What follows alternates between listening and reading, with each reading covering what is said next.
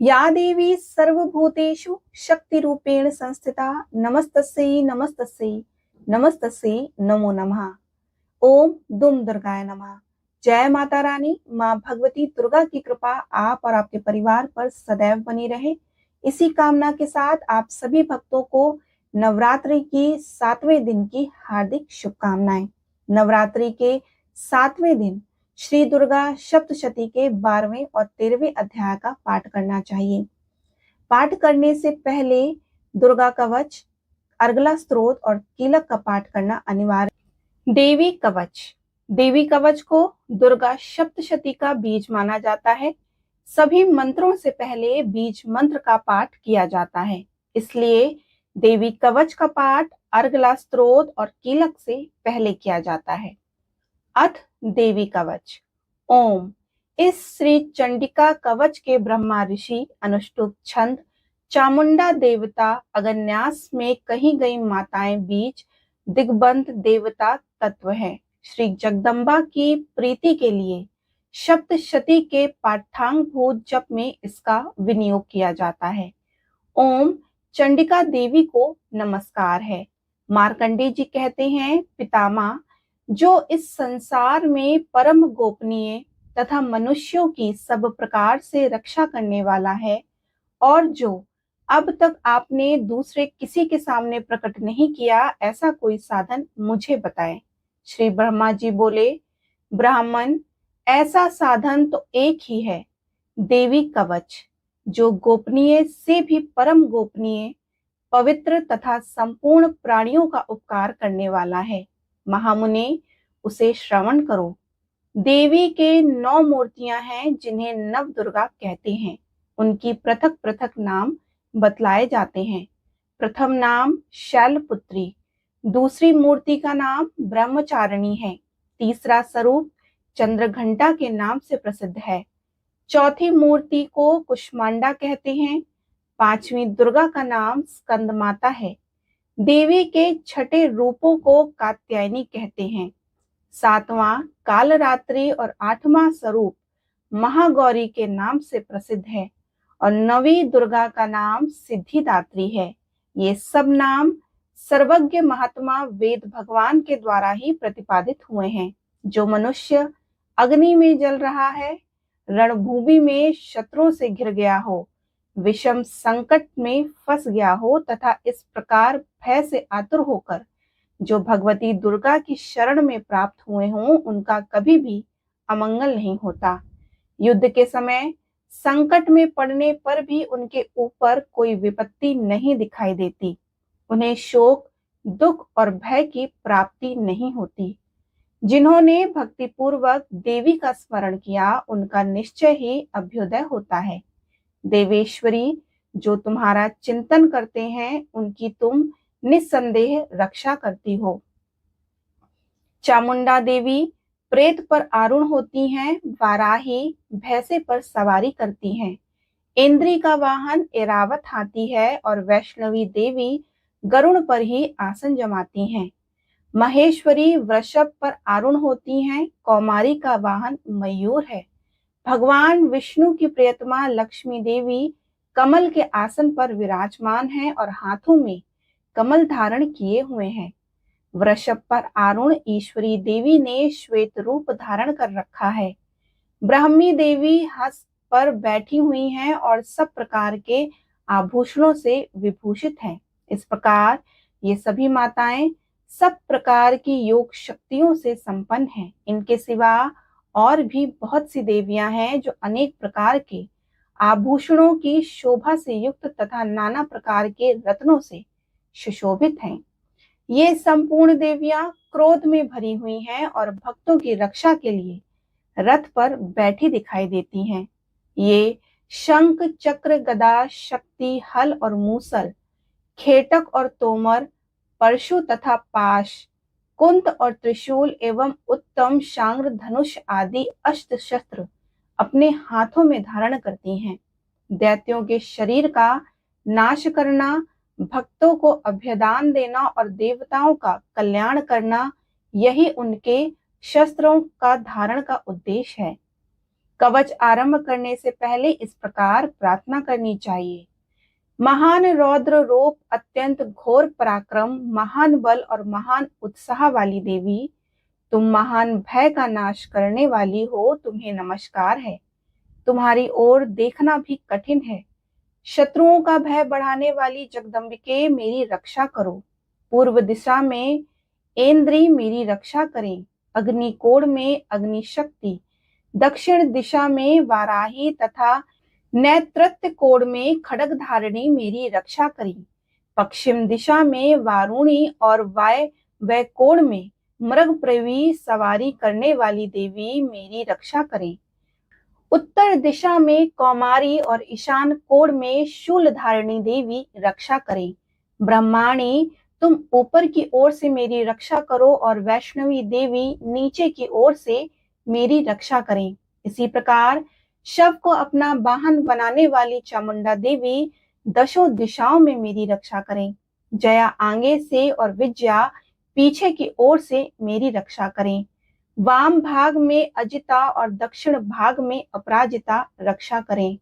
उद्योतनी शिखा की रक्षा करें और उमा मेरे मस्तक पर विराजमान होकर रक्षा करें।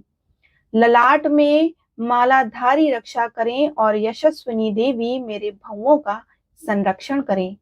भौओं के मध्य भाग में त्रिनेत्रा और नथनों में यमघंटा देवी रक्षा करें।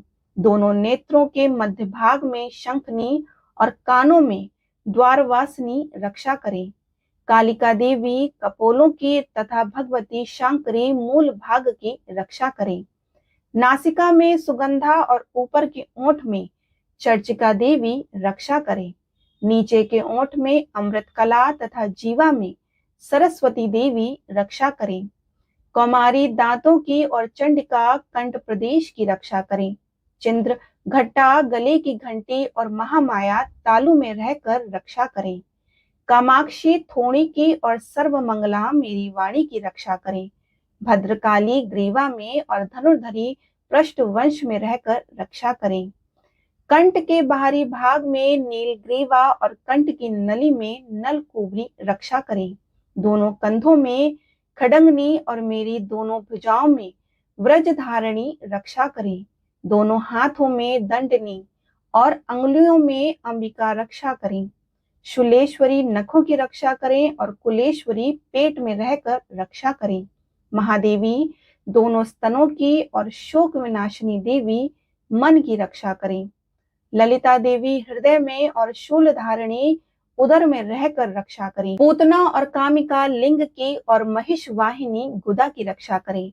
भगवती कटिभाग में और विंध्यवासिनी घुटनों की रक्षा करें। संपूर्ण कामनाओं को देने वाली महाबला देवी दोनों पिंडलियों की रक्षा करें। नारसिंही दोनों घुटियों की रक्षा करें और तेजस्वी देवी दोनों चरणों के पृष्ठभाग की रक्षा करें। श्रीदेवी पैरों की उंगलियों में और तलवासिनी पैरों के तलुओं में रहकर रक्षा करें। अपनी दाढ़ों में भरकर भयंकर दिखाई देने वाली दृष्टा कराली देवी, नखों की और उधर्वकेशनी देवी मेरे केशों की रक्षा करें। रोम वालियों में, छिद्रों में और कौबेरी और त्वचा की वागेश्वरी देवी रक्षा करें। पार्वती देवी रक्त मंजा, वसा, मांस, हड्डी और मेद की रक्षा करें। आंतों की कालरात्रि और पित्त में कुटेश्वरी देवी रक्षा करें। मूलधार आदि कमल केशों में पद्मावती देवी और कफ में चूड़ामणि देवी स्थित होकर रक्षा करें। नख के तेज में ज्वालामुखी रक्षा करें, जिसका किसी भी अस्त्र से भेदन नहीं हो सकता। वह अभेदा देवी शरीर की समस्त संधियों में रहकर रक्षा करें। ब्रह्माणी आप मेरे वीर की रक्षा करें। छत्तेश्वरी छाया की तथा धर्म धारणी देवी मेरे अहंकार, मन और बुद्धि की रक्षा करें। हाथ में व्रज धारण करने वाली व्रजहस्ता देवी मेरे प्राण, अपान, व्यान, उदान और समान वायु की रक्षा करें। कल्याण से सुशोभित होने वाली भगवती कल्याण शोभना मेरे प्राण की रक्षा करें। रस, रूप, गंध, शब्द और स्पर्श इन विषयों का अनुभव करते समय योगिनी देवी रक्षा करें तथा सत्व गुण, रजोगुण और तमोगुण की रक्षा सदा नारायणी देवी करें। वाराही आयु की रक्षा करें, वैष्णवी धर्म की रक्षा करें, तथा चक्राणी चक्र धारण करने वाली देवी यश, कीर्ति, लक्ष्मी, धन तथा विद्या की रक्षा करें। इंद्राणी आप मेरे गोत्र की रक्षा करें। चंडिके तुम मेरे पशुओं की रक्षा करो। महालक्ष्मी पुत्रों की रक्षा करें और भैरवी पत्नी की रक्षा करें। मेरे पथ की सुपदा तथा मार्ग की क्षेम करी रक्षा करें। राजा के दरबार में महालक्ष्मी रक्षा करें तथा सब ओर व्याप्त रहने वाली विद्या देवी संपूर्ण भयों से मेरी रक्षा करें। देवी जो स्थान कवच में नहीं कहा गया अतएव रक्षा से रहित है, वह सब तुम्हारे द्वारा सुरक्षित हो, क्योंकि तुम विजयशालिनी पापनाशिनी हो। यदि अपने शरीर का भला चाहे तो मनुष्य बिना कवच के कहीं भी एक पग भी ना जाए। कवच का पाठ करके ही यात्रा करें और कवच के द्वारा सब ओर से सुरक्षित मनुष्य जहां जहां भी जाता है वहां वहां उसे धन का लाभ होता है तथा संपूर्ण कामनाओं की सिद्धि करने वाली विजय की प्राप्ति होती है। वह जिस जिस अभिष्ट वस्तु का चिंतन करता है उसको निश्चित ही प्राप्त कर लेता है। वह पुरुष इस पृथ्वी पर तुलना रहित महान ऐश्वर्य का भागी होता है। कवच से सुरक्षित मनुष्य निर्भय हो जाता है और युद्ध में उसकी पराजय नहीं होती तथा वह तीनों लोकों में पूजनीय होता है। देवी का यह कवच देवताओं के लिए भी दुर्लभ है। जो प्रतिदिन नियम पूर्वक तीनों संध्याओं के समय श्रद्धा के साथ इसका पाठ करता है उसे देवी कला प्राप्त होती है तथा वह तीनों लोकों में कहीं भी पराजित नहीं होता। इतना ही नहीं, वह अब मृत्यु से रहित हो 100 से भी अधिक वर्षों तक जीवित रहता है। मकरी, चेचक, कोढ़ आदि संपूर्ण व्याधियां नष्ट हो जाती हैं। कनेर, भांग, अफीम, धतूरे आदि का विष, सांप और बिच्छू आदि के काटने से चढ़ा हुआ जगम विष तथा अहीफेम और तेल के संयोग आदि बनने वाले कृत्रिम विष से सभी प्रकार के विष दूर हो जाते हैं। उनका कोई असर नहीं होता। इस पृथ्वी पर मारण, मोहन आदि जितने अभिचारिक प्रयोग होते हैं तथा इस प्रकार के जितने मंत्र यंत्र होते हैं वे सब इस कवच को हृदय में धारण कर लेने पर उस मनुष्य को देखते ही नष्ट हो जाते हैं। ये ही नहीं, पृथ्वी पर विचरने वाले ग्राम देवता, आकाशचारी देव, विशेष जल से संबंध से प्रकट होने वाले गण, उपदेश मात्र से सिद्ध होने वाली निम्न कोटि के देवता, अपने जन्म के साथ प्रकट होने वाले देवता, कुल देवता, माल, डाकनी, शाकनी, अंतरिक्ष में विचरने वाली अत्यंत बलवती भयानक डाकनियां, ग्रह, भूत, पिशाच, यक्ष, गंधर्व, राक्षस, ब्रह्म राक्षस, बेताल, कुष्मांड और भैरव आदि अनिष्टकारक देवता भी हृदय में कवच धारण किए रहने पर उस मनुष्य को देखते ही भाग जाते हैं। कवचधारी पुरुष को राजा के सम्मान वृद्धि प्राप्त होती है और कवच मनुष्य के तेज की वृद्धि करने वाला उत्तम है। कवच का पाठ करने वाला पुरुष अपनी कीर्ति से विभूषित भूतल पर अपने सुयश के साथ वृद्धि को प्राप्त होता है। जो पहले कवच का पाठ करके उसके बाद सप्तशती चंडी का पाठ करता है उसकी जब तक वन, पर्वत और कानूनों सहित पृथ्वी टिकी रहती है तब तक यहाँ पुत्र, पौत्र आदि संतान परंपरा बनी रहती है। फिर देह का अंत होने पर वह पुरुष भगवती महामाया के प्रसाद से नित्य परम पद को प्राप्त होता है, जो देवताओं के लिए भी दुर्लभ है। वह सुंदर दिव्य रूप धारण करता हुआ कल्याणमय शिव के साथ आनंद का भागी होता है। इस तरह देवी कवच संपूर्ण हुआ। देवी कवच के बाद अर्गला स्तोत्र का पाठ किया जाता है। अथ अर्गला स्तोत्र। ओम। इस श्री अर्गला स्तोत्र मंत्र के विष्णु ऋषि हैं, अनुष्ठुप छंद हैं, श्री महालक्ष्मी देवता हैं। श्री जगदम्बा की प्रसन्नता के लिए सप्त श्लोकी पाठ का इसका विनियोग किया जाता है। ओम चंडिका देवी को नमस्कार है। मार्कंडेय जी कहते हैं, जयंती मंगला काली, भद्रकाली, कपालिनी, दुर्गा, क्षमा, शिवा, धात्री, स्वाहा और स्वधा, इन नामों से प्रसिद्ध जगदम्बिके तुम्हें नमस्कार हो। देवी चामुंडे तुम्हारी जय हो। संपूर्ण प्राणियों को पीड़ा हरने वाली देवी तुम्हारी जय हो। सब में व्याप्त रहने वाली देवी तुम्हारी जय हो। कालरात्रि तुम्हें नमस्कार हो। मधु और कैटप को मारने वाली तथा ब्रह्मा जी को वरदान देने वाली देवी तुम्हें नमस्कार है। तुम मुझे रूप दो, जय दो, यश दो और काम क्रोध आदि शत्रुओं का नाश करो। महिषासुर का नाश करने वाली तथा भक्तों को सुख देने वाली देवी तुम्हें नमस्कार है। तुम रूप दो, जय दो, यश दो और काम क्रोध आदि शत्रुओं का नाश करो। रक्त बीज का वध और चंडमुंड का विनाश करने वाली देवी तुम रूप दो, जय दो, यश दो और काम क्रोध आदि शत्रुओं का नाश करो। शुंभ और निशुंभ तथा धूम्र लोचन का मर्दन करने वाली देवी तुम रूप दो, जय दो, यश दो और काम क्रोध आदि शत्रुओं का नाश करो।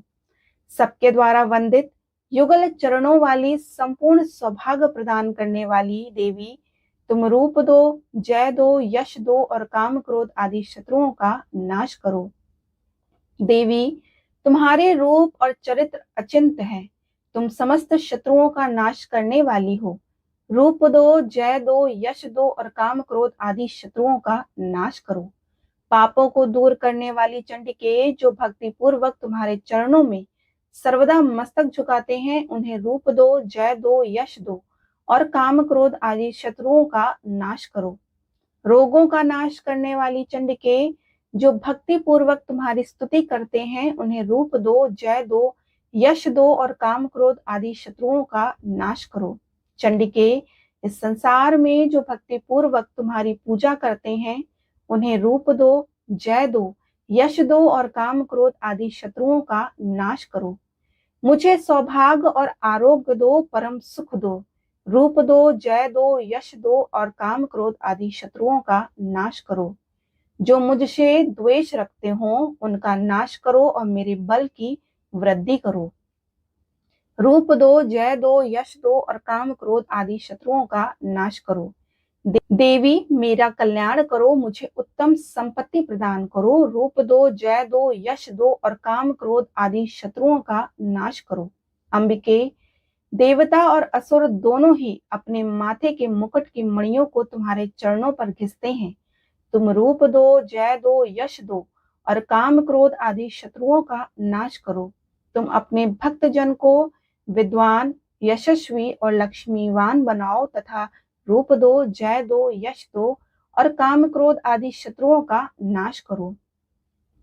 प्रचंड दैत्यों के दर्प का दलन करने वाली चंडिके, मुझे शरणागत को रूप दो, जय दो, यश दो और काम क्रोध आदि शत्रुओं का नाश करो। चतुर्मुख ब्रह्मा जी के द्वारा प्रशंसित चार भुजा धारणी परमेश्वरी, तुम रूप दो, जय दो, यश दो और काम क्रोध आदि शत्रुओं का नाश करो। देवी अंबिके, भगवान विष्णु नित्य निरंतर भक्ति पूर्वक तुम्हारी स्तुति करते रहते हैं। तुम रूप दो, जय दो, यश दो और काम क्रोध आदि शत्रुओं का नाश करो। हिमालय कन्या पार्वती के पति महादेव जी के द्वारा प्रशंसित होने वाली परमेश्वरी, तुम रूप दो, जय दो, यश दो और काम क्रोध आदि शत्रुओं का नाश करो। सचिपति इंद्र के द्वारा सद्भाव से पूजित होने वाली परमेश्वरी, तुम रूप दो, जय दो, यश दो और काम क्रोध आदि शत्रुओं का नाश करो। प्रचंड भुज दंडों वाले दैत्यों का घमंड चूर करने वाली देवी, तुम रूप दो, जय दो, यश दो और काम क्रोध आदि शत्रुओं का नाश करो। देवी अंबिके, तुम अपने भक्त जनों को सदा असीम आनंद प्रदान करती रहती हो। मुझको रूप दो, जय दो, यश दो और काम क्रोध आदि शत्रुओं का नाश करो। मन की इच्छा के अनुसार चलने वाली मनोहर पत्नी प्रदान करो, जो दुर्गम संसार सागर से तारने वाली तथा उत्तम कुल में उत्पन्न हुई हो। जो मनुष्य इस स्त्रोत का पाठ करके सप्तशती रूपी महास्त्रोत का पाठ करता है, वह सप्तशती की जप संख्या से मिलने वाले श्रेष्ठ फल को प्राप्त होता है। साथ ही वह प्रचुर संपत्ति भी प्राप्त कर लेता है। अर्गला स्त्रोत संपूर्ण हुआ। देवी कवच और अर्गला स्त्रोत के बाद कीलक का पाठ किया जाता है। अथ कीलकम ओम। इस कीलक मंत्र के शिव ऋषि हैं, अनुष्ठुप छंद हैं, श्री महासरस्वती देवता हैं। श्री जगदम्बा की प्रसन्नता के लिए सप्त श्लोकी पाठ में इसका विनियोग किया जाता है। ओम चंडिका देवी को नमस्कार है। मार्कंडेय जी कहते हैं, विशुद्ध ज्ञान ही जिनका शरीर है, तीनों वेद ही जिनके तीन दिव्य नेत्र हैं, जो कल्याण प्राप्ति हेतु तथा अपने मस्तक पर अर्धचंद्र का मुकुट धारण करते हैं, उन भगवान शिव को नमस्कार है। मंत्रों का जो भी अभिकीलक है, अर्थात मंत्रों की सिद्धि में विघ्न उपस्थित करने वाले शाप रूपी कीलक का जो निवारण करने वाला है, उस सप्तशती स्तोत्र को संपूर्ण रूप से जानना चाहिए। यद्यपि सप्तशती के अतिरिक्त अन्य मंत्रों के जप में भी जो निरंतर लगा रहता है, वह भी कल्याण का भागी होता है। उसके भी उच्चाटन आदि कर्म सिद्ध होते हैं तथा उसे भी समस्त दुर्लभ वस्तुओं की प्राप्ति हो जाती है। तथापि जो अन्य मंत्रों का जप ना करके केवल इस सप्तशती नामक स्त्रोत से ही देवी की स्तुति करते हैं, उन्हें स्तुति मात्र से ही सच्चिदानंद स्वरूपिणी देवी सिद्ध हो जाती हैं। उन्हें अपने कार्य की सिद्धि के लिए मंत्र, औषधि तथा अन्य किसी साधन के उपयोग की आवश्यकता नहीं रहती। बिना जाप के ही उनके उच्चाटन आदि समस्त अभिचारिक कर्म सिद्ध हो जाते हैं। इतना ही नहीं, उनकी संपूर्ण अभिष्ट वस्तुएं भी सिद्ध होती हैं। लोगों के मन में यह शंका थी कि जब केवल सप्तशती की उपासना से अथवा सप्तशती को छोड़कर अन्य मंत्रों की उपासना से भी समान रूप से सब कार्य सिद्ध होते हैं, तब इनमें श्रेष्ठ कौन सा साधन है। लोगों की इस शंका को सामने रखकर भगवान शंकर ने अपने पास आए हुए जिज्ञासुओं को समझाया कि यह सप्तशती नामक संपूर्ण स्त्रोत ही सर्वश्रेष्ठ एवं कल्याणमय है। तदंतर भगवती चंडिका के सप्तशती नामक स्त्रोत को महादेव जी ने गुप्त कर दिया। सप्तशती के पाठ से जो पुण्य प्राप्त होता है, उसकी कभी भी समाप्ति नहीं होती, किंतु अन्य मंत्रों के जप जन्म पुण्य की समाप्ति हो जाती है। अतः भगवान शिव ने अन्य मंत्रों की अपेक्षा जो सप्तशती की ही श्रेष्ठता का निर्णय है, उसे यथार्थ ही जानना चाहिए। अन्य मंत्रों का जप करने वाला पुरुष भी यदि सप्तशती के स्त्रोत और जप का अनुष्ठान कर ले, तो वह भी पूर्ण रूप से ही कल्याण का भागी हो जाता है। इनमें तनिक भी संदेह नहीं है। जो साधक कृष्ण पक्ष की चतुर्दशी अथवा अष्टमी को एकाग्रचित्त होकर भगवती की सेवा में अपना सर्वस्व समर्पित कर देता है और फिर उसे प्रसाद रूप में ग्रहण करता है, उसी पर भगवती प्रसन्न होती हैं, अन्यथा उनकी प्रसन्नता प्राप्त नहीं होती। इस प्रकार सिद्धि के प्रतिबंधन रूप कील के द्वारा महादेव जी ने इस स्त्रोत को कीलित कर रखा है। जो पूर्वोक्त रीति से निष्कीलन करके इस सप्तशती स्त्रोत का प्रतिदिन स्पष्ट उच्चारण पूर्वक पाठ करता है, वह मनुष्य सिद्ध हो जाता है, वह देवी का पार्षद होता है और वही गंधर्व भी होता है। सर्वत्र विचरते रहने पर इस संसार में उसे कहीं भी भय नहीं होता और वह अपमृत्यु के वश में नहीं पड़ता तथा देह त्यागने के अनंतर मोक्ष प्राप्त कर लेता है। अतः कीलन को जानकर उसका परिहार करने से सप्तशती का पाठ आरंभ करें।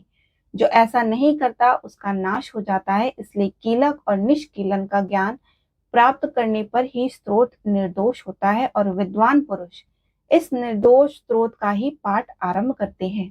स्त्रियों में जो कुछ भी सौभाग्य आदि दृष्टिगोचर होता है, वह सब देवी के प्रसाद का ही फल है। अतः इस कल्याणमय स्त्रोत का सदा जप करना चाहिए और स्त्रोत का मंद स्वर से पाठ करने पर स्वल्प फल की प्राप्ति होती है और उच्च स्वर से पाठ करने पर पूर्ण फल की सिद्धि होती है।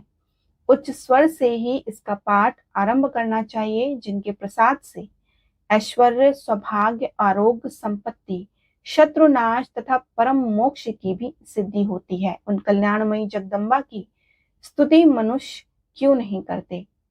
कीलक स्तोत्र संपूर्ण हुआ। श्री दुर्गा सप्तशती 12वां अध्याय। देवी चरित्रों के पाठ का महात्म्य। ध्यान।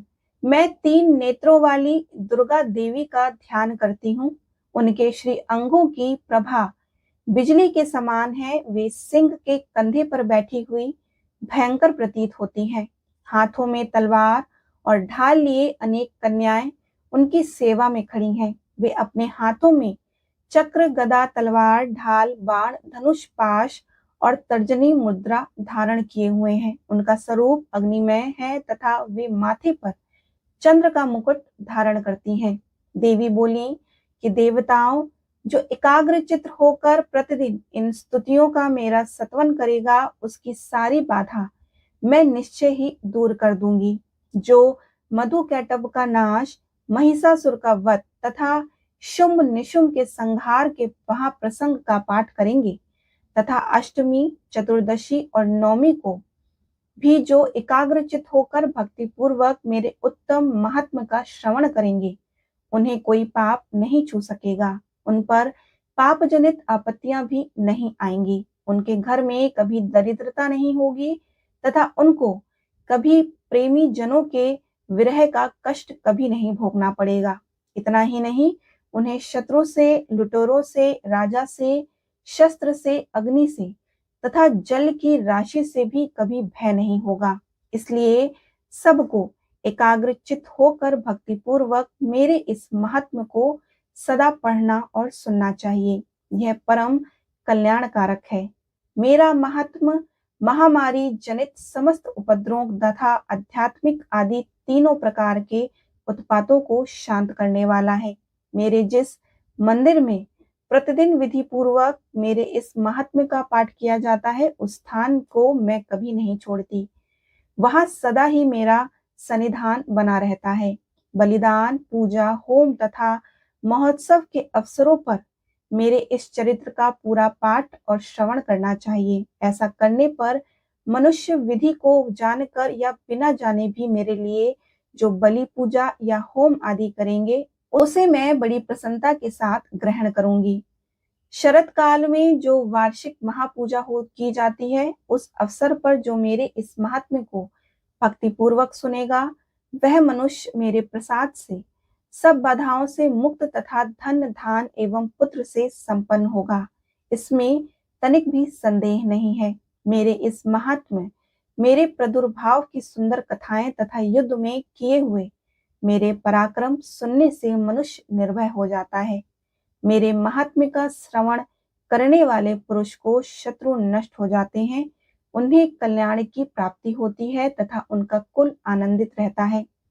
सर्वत्र शांति, कर्म से बुरे स्वप्न दिखाई देने पर तथा ग्रह जनित भयंकर पीड़ा उपस्थित होने पर मेरा महात्म्य श्रवण करना चाहिए। इससे सब विघ्न तथा भयंकर ग्रह पीड़ाएं शांत हो जाती हैं और मनुष्यों द्वारा देखा हुआ दुस्वप्न शुभ स्वप्न में परिवर्तित हो जाता है। बाल ग्रहों से आक्रांत हुए बालकों के लिए यह महात्म्य शांतिकारक है तथा मनुष्यों के संगठन में फूट होने पर अच्छी प्रकार मित्रता कराने वाला होता है। यह महात्म्य समस्त दुराचारियों के बल का नाश कराने वाला है। इसके पाठ मात्र से राक्षसों, भूतों और पिशाचों का नाश हो जाता है।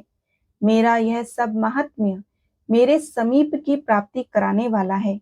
पशु, पुष्प, अर्घ, धूप, दीप, गंध आदि उत्तम सामग्रियों द्वारा पूजन करने से, ब्राह्मणों को भोजन कराने से, होम करने से, प्रतिदिन अभिषेक करने से, नाना प्रकार के अन्य भोगों का अर्पण करने से तथा दान देने से आदि से 1 वर्ष तक जो मेरी आराधना की जाती है और उससे मेरी जितनी प्रसन्नता होती है, उतनी प्रसन्नता मेरे इस उत्तम चरित्र का एक बार श्रवण करने मात्र से हो जाती है। यह महात्म्य श्रवण करने पर पापों को हर लेता है और आरोग्य प्रदान करता है। मेरे प्रादुर्भाव का कीर्तन समस्त भूतों से रक्षा करता है तथा मेरा युद्ध विषय का चरित्र दुष्ट दैत्यों का संहार करने वाला है। इसके श्रवण करने पर मनुष्य को शत्रु का भय नहीं रहता। देवताओं, तुमने और ब्रह्म ऋषियों ने जो मेरी स्तुतियां की हैं तथा ब्रह्मा जी ने जो स्तुतियां की हैं, वे सभी कल्याणमय बुद्धि प्रदान करती हैं। वन में, सोने मार्ग में, अथनवों से घिरे हुए जाने पर, निर्जन स्थान में लुटेरों से दाव में पड़ जाने पर या शत्रुओं से पकड़े जाने पर अथवा जंगल में सिंह, व्याघ्र या जंगली हाथियों का पीछा करने पर, कुपित राजा के आदेश से वध या बंधन के स्थान में ले जाने पर अथवा महासागर में नाव पर बैठने के बाद भारी तूफान, नाव के डगमगाने पर और अत्यंत भयंकर युद्ध में शस्त्रों का प्रहार होने पर अथवा वेदना से पीड़ित होने पर कि बहुना सभी भयानक बाधाओं को उपस्थित होने पर जो मेरे इस चरित्र का स्मरण करता है वह मनुष्य संकट से मुक्त हो जाता है। मेरे प्रभाव से सिंह आदि हिंसक जंतु नष्ट हो जाते हैं तथा लुटेरे और शत्रु भी मेरे चरित्र का स्मरण करने वाले पुरुष से दूर भागते हैं। ऋषि कहते हैं, यूं कहकर प्रचंड पराक्रमी भगवती चंडिका सब देवताओं के देखते ही देखते वहीं अंतर्ध्यान हो गई। फिर समस्त देवता भी शत्रुओं के मारे जाने से निर्भय हो पहले की भांति यज्ञ भाग का उपभोग करते हुए अपने अपने अधिकार का पालन करने लगे। संसार का विध्वंस करने वाले महाभयंकर अतुल पराक्रमी देव शत्रु शुंभ तथा महाबली निशुंभ के युद्ध में देवी द्वारा मारे जाने पर शेष दैत्य पाताल लोक में चले गए। राजन, इस प्रकार भगवती अंबिका देवी नित्य होती हुई पुनः पुनः प्रकट होकर जगत की रक्षा करती हैं। वे ही इस विश्व को मोहित करती हैं और वे ही जगत को जन्म देती हैं तथा वे ही प्रार्थना करने पर संतुष्ट हो विज्ञान एवं समृद्धि प्रदान करती हैं। राजन, महाप्रलय के समय महामारी का स्वरूप धारण करने वाली महाकाली इस समस्त ब्रह्मांड में व्याप्त हैं। वे ही समय समय पर महामारी होती हैं और वे ही स्वयं अजन्मा होती हुई भी सृष्टि के रूप में प्रकट होती हैं। वे सनातनी देवी ही हैं जो समय अनुसार संपूर्ण भूतों की रक्षा करते हैं। मनुष्यों के अभ्युदय समय में वे ही घर में लक्ष्मी के रूप में स्थित हो उन्नति प्रदान करती हैं और वे ही अभाव के समय में दरिद्रता बनकर विनाश का कारण होती हैं। पुष्प, धूप, गंध आदि से पूजन करके उनकी स्तुति करने पर वे धन, पुत्र, धार्मिक बुद्धि तथा उत्तम गति प्रदान करती हैं। इस प्रकार श्री मार्कंडेय पुराण में सावर्णिक मनवंतर की कथा के अंतर्गत देवी महत्व में फलस्तुति नामक 12वां अध्याय पूर्ण हुआ। श्री दुर्गा सप्तशती 13वां अध्याय। सुरत और वैश्य को देवी का वरदान। ध्यान। जो उदय काल के सूर्यमंडल की सी कांति धारण करने वाली हैं, जिनकी 4 भुजाएं हैं और 3 नेत्र हैं तथा जो अपने हाथों में पाश, अंकुश, वर एवं अभय की मुद्रा धारण किए रहती हैं, उन शिवा देवी को मैं ध्यान करती हूँ। ऋषि कहते हैं कि राजन, इस प्रकार मैंने तुमसे देवी के उत्तम महात्म्य का वर्णन किया जो इस जगत को धारण करती हैं। उन देवी का ऐसा ही प्रभाव है। वे ही विद्या उत्पन्न करती हैं। भगवान विष्णु की माया स्वरूपा उन भगवती के द्वारा ही तुम और ये वैश्य तथा विवेकी जन मोहित होते हैं, मोहित हुए हैं तथा आगे भी मोहित होंगे। महाराज, तुम उन्हीं परमेश्वरी के शरण में जाओ और आराधना करने पर वे ही मनुष्यों को भोग, स्वर्ग तथा मोक्ष प्रदान करती हैं। मार्कंडेय जी कहते हैं कि क्रौष्टुक जी मेधा मुनि के ये वचन सुनकर राजा सुरत ने उत्तम व्रत का पालन करने वाले उन महाभाग महर्षि को प्रणाम किया। वे अत्यंत ममता और राज अपहरण से बहुत खिन्न हो चुके थे। महामुनि इसलिए विरक्त होकर वे राजा तथा वैश्य तत्काल तपस्या को चले गए और वे जगदम्बा के दर्शन के लिए नदी के तट पर रहकर तपस्या करने लगे। वे वैश्य उत्तम देवी सूक्त का जप करते हुए तपस्या में प्रवृत्त हुए। वे दोनों नदी के तट पर देवी की मिट्टी की मूर्ति बनाकर पुष्प, धूप और हवन आदि के द्वारा उनकी आराधना करने लगे। उन्होंने पहले तो आहार को धीरे धीरे कम कर दिया और फिर बिल्कुल निराहार रहकर देवी में ही मन लगाए एकाग्रता पूर्वक उनका चिंतन आरंभ किया। वे दोनों अपने शरीर के रक्त से प्रोचित बलि देते हुए लगातार 3 वर्ष तक संयम पूर्वक आराधना करते रहे। प्रसन्न होकर जगत को धारण करने वाली चंडिका देवी ने प्रत्यक्ष दर्शन देकर कहा। देवी बोली, हे राजन तथा अपने कुल को आनंदित करने वाले वैश्य, तुम लोग जिस वस्तु की अभिलाषा रखते हो वह मुझसे मांगो, मैं संतुष्ट हूँ, अतः तुम्हें वह सब कुछ दूंगी। मार्कंडेय जी कहते हैं, तब राजा ने दूसरे जन्म में नष्ट न होने वाला राज मांगा तथा इस जन्म में भी शत्रुओं की सेना को बलपूर्वक नष्ट करके पुनः अपना राज्य प्राप्त कर लेने का वरदान मांगा। वैश्य का चित्त संसार की ओर से खिन्न एवं विरक्त हो चुका था और वे बड़े बुद्धिमान थे, अतः उस समय उन्होंने तो ममता और अहंता रूप आसक्ति का नाश करने वाला ज्ञान मांगा। देवी बोली कि राजन, तुम थोड़े ही दिनों में शत्रुओं को मारकर अपना राज्य प्राप्त कर लोगे। अब वहां तुम्हारा राज्य स्थिर होगा। फिर मृत्यु के पश्चात तुम भगवान विवस्वान यानी कि सूर्य के अंश से जन्म लेकर इस पृथ्वी पर सावर्णिक मनु के नाम से विख्यात होगे। और वैश्य, तुमने भी जिस वर को मुझसे प्राप्त करने की इच्छा की है उसे देती हूँ।